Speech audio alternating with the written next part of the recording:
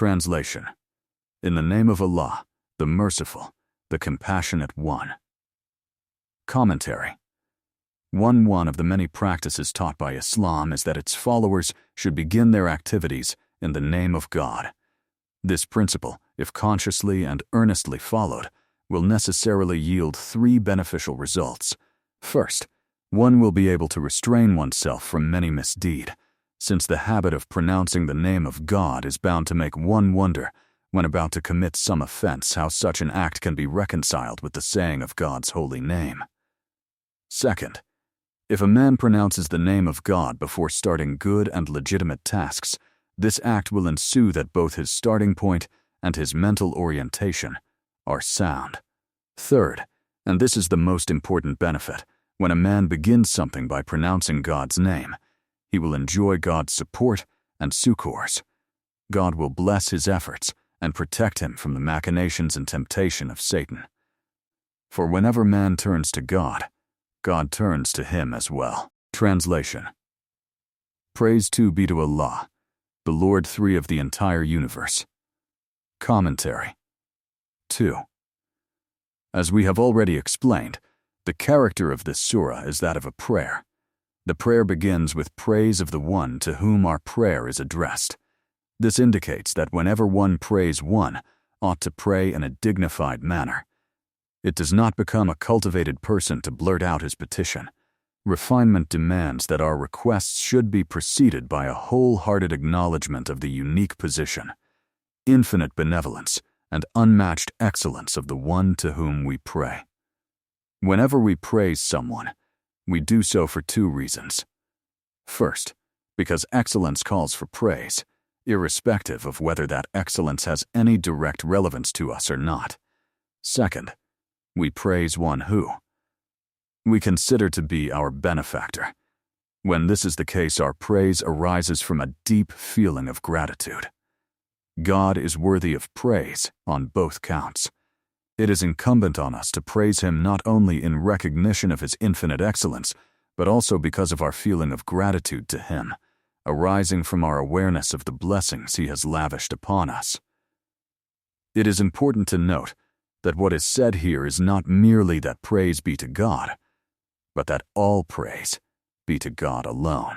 Whenever there is any beauty, any excellence, any perfection in whatever thing or in whatever shape it may manifest itself, its ultimate source is none other than God himself. No human beings, angels, demigods, heavenly bodies, in short, no created beings are possessed of an innate excellence. Where excellence exists, it is a gift from God. Thus, if there is anyone at all whom we ought to adore and worship, to whom we ought to feel indebted and grateful, towards whom we should remain humble and obedient, it is the Creator of excellence, rather than its possessor. 3. In Arabic, the word Rab has three meanings: Lu Salan, Lord and Master; Mitchul, Sustainer, Provider, Supporter, Nourisher, and Guardian; and Mitchul, Sovereign, Ruler, he who controls and directs. God is the Rab of the universe in all three meanings of the term. Translation: The Merciful, the Compassionate. 4. Commentary: 4. Whenever we are deeply impressed by the greatness of something, we try to express our feelings by using superlatives. If the use of one superlative does not do full justice to our feelings, we tend to re-emphasize the extraordinary excellence of the object of our admiration by adding a second superlative of nearly equivalent meaning. This would seem to explain the use of the word Rahim following Rahman. The form of the word Rahman connotes intensity. Yet God's mercy and beneficence towards his creatures is so great, so extensive, and of such an infinite nature that no one word, however strong its connotation, can do it full justice. The epithet Rahim was therefore added to that of Rahman. Translation: The Master of the Day of Recompense. 5. Commentary: 5. God will be the Lord of the day when all generations of mankind gather together in order to render an account of their conduct, and when each person will be finally rewarded or punished for his deeds. The description of God as Lord of the Day of Judgment, following the mention of his benevolence and compassion, indicates that we ought to remember another aspect of God as well, namely, that he will judge us all, that he is so absolutely powerful that on the Day of Judgment no one will have the power either to resist the enforcement of punishments that he decrees or to prevent anyone from receiving the rewards that he decides to confer. Hence, we ought not only to love him for nourishing and sustaining us and for his compassion and mercy towards us, but should also hold him in awe because of his justice, and should not forget that our ultimate happiness or misery rests completely with him. Translation: You alone do we worship 6, and you alone do we turn for help 7. Commentary. 6. The term ibadah is used in 3 senses: Heorah, worship and adoration; Heorah, obedience and submission; and a natural service and subjection. In this particular context, the term carries all these meanings simultaneously. In other words, we say to God that we worship and adore him, that we are obedient to him and follow his will, and also that we are his servants. Moreover, man is so bound to none save God, that none but he may be the subject of man's worship and total devotion, of man's unreserved obedience, of man's absolute subjection and servitude. 7. Not only do we worship God, but our relationship with him is such that we turn to him alone for help and succor. We know that he is the Lord of the whole universe, and that he alone is the master of all blessings and benefactions. Hence, in seeking the fulfillment of our needs, we turn to him alone. It is towards him alone that we stretch forth our hands when we pray and supplicate. It is in him that we repose our trust.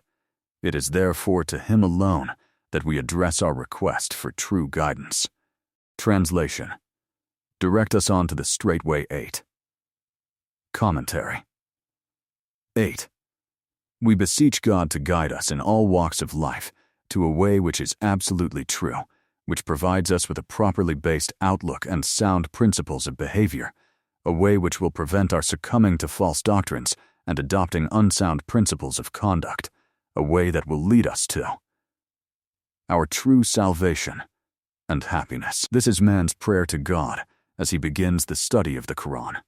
It is, in short, to illuminate the truth which he often tends to lose in a labyrinth of philosophical speculation, to enlighten him as to which of the numerous ethical doctrines ensures a sound course of conduct, to show which of the myriad ways and byways is the clear, straight, open road of sound belief and right behavior. Translation: The way of those whom you have favored 9, who did not incur your wrath, who are not astray 10.